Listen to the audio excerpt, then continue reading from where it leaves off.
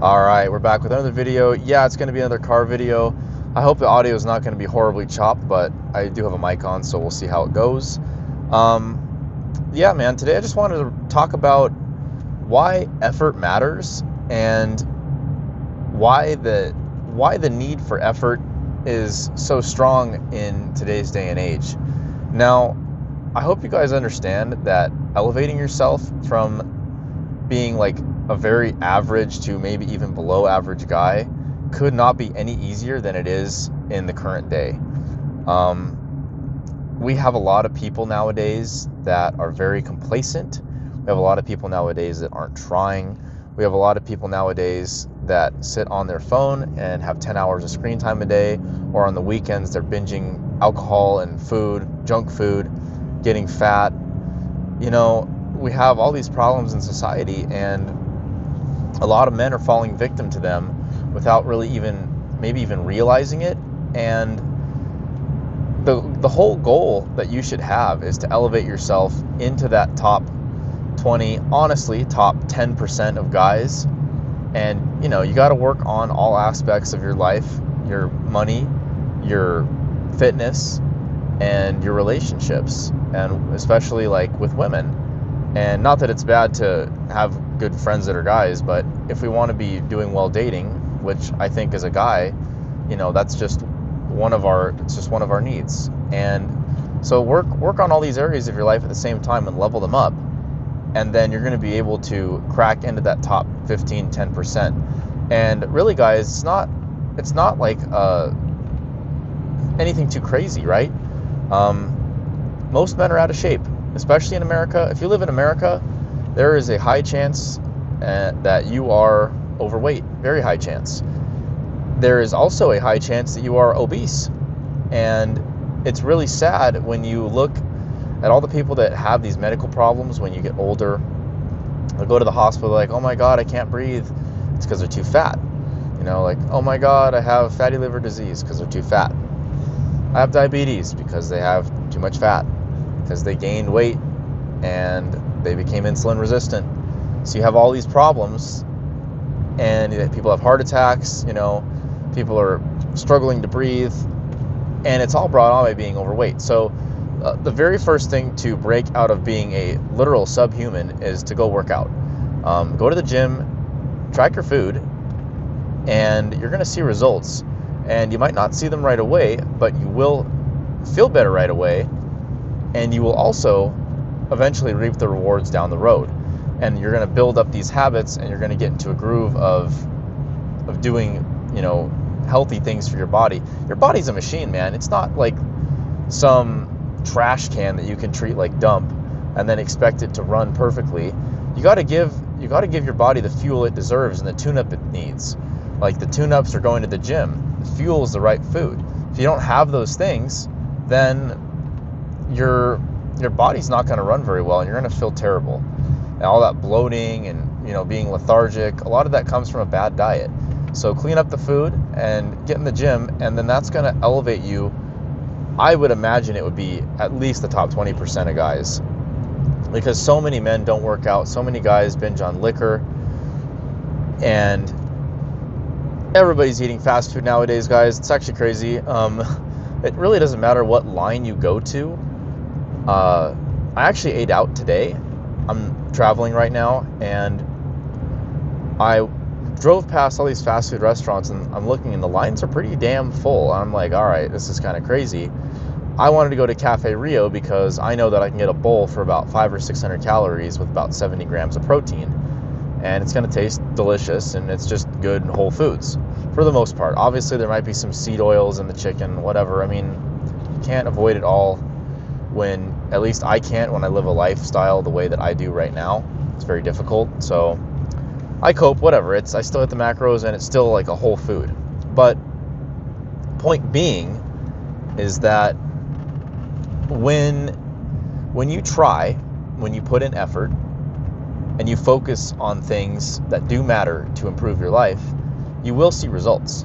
It's not some made up bullshit. It's not some guessing game. Where attention goes, energy flows, right? You guys probably heard the saying before.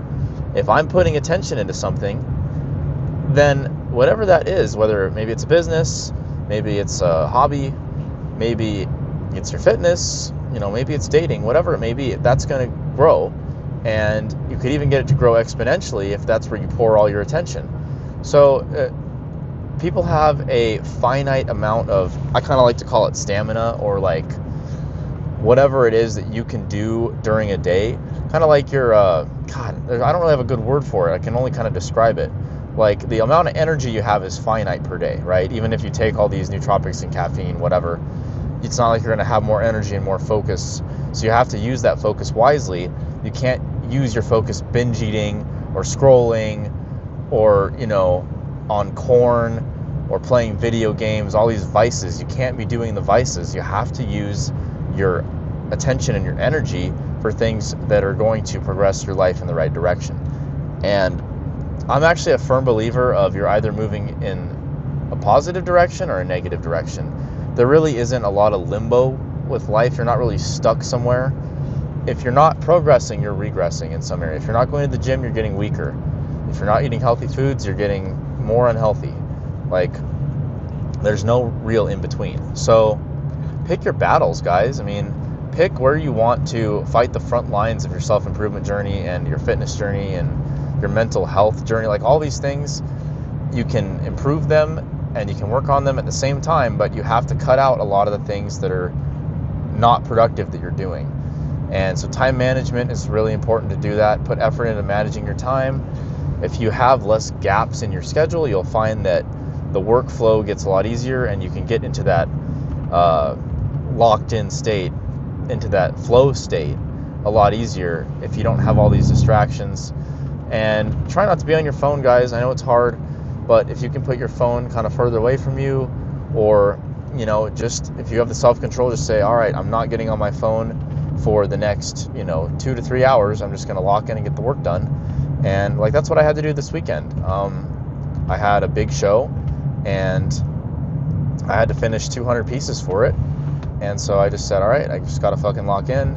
There's no excuses. There is no, if I don't finish the pieces, then I don't make money. So I have to finish the job and I have to, make sure that I get it done on time, or else I don't make the money.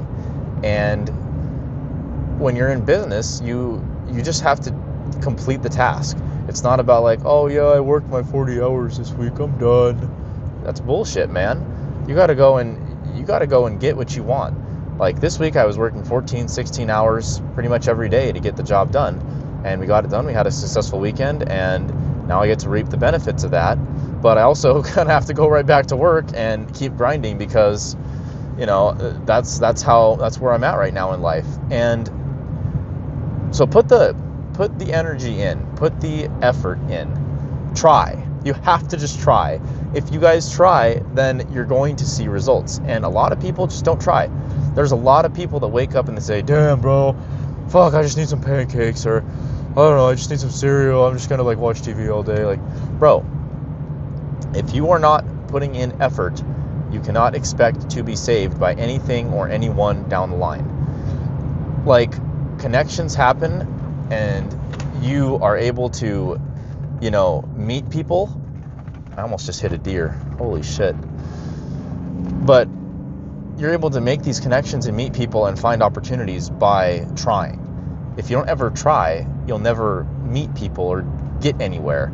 Like, for example, I was at a show in Colorado and I ended up meeting one of the biggest fossil collectors in the western half of the US. And that only happened because I tried and I put myself out there to do these things. And I made this crazy connection to this guy who knows so much about dinosaurs and bones and gems. And it's kind of like a sister field to what I do, which is insects and reptiles and, some other little stuff like that, even sea urchins and stuff. But so making that kind of a connection is because I tried and I put in effort in an area that matters to me. And that's how you got to do it, guys. That's the way to grow. And that's how you get ahead of the other 90% of people that are not trying that hard, really. I always like to think of this. There's two ways that I like to think of it.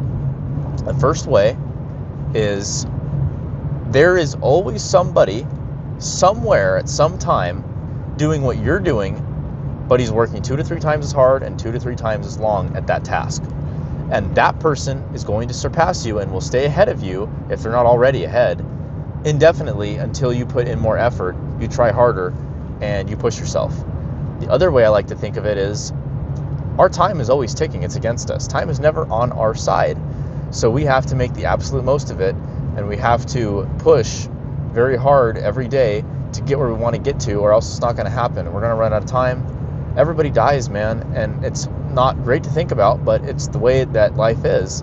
And wouldn't you rather go and live a life that you're proud of, and then you said, you know what, I fucking tried my ass off, and maybe I made it, maybe I didn't, but I gave it 110% every day into what I really wanted, and that's all I could do, and that's all I can ask for, and I'm just grateful that I had the opportunity to do that. And that's how you want to go out in the end, instead of having regrets about it, because having regrets at the end of your life is probably the worst way to live a life. So go out, guys, and go be great. Go and do something that you're passionate about and put that effort in. I'll see you guys in the next one.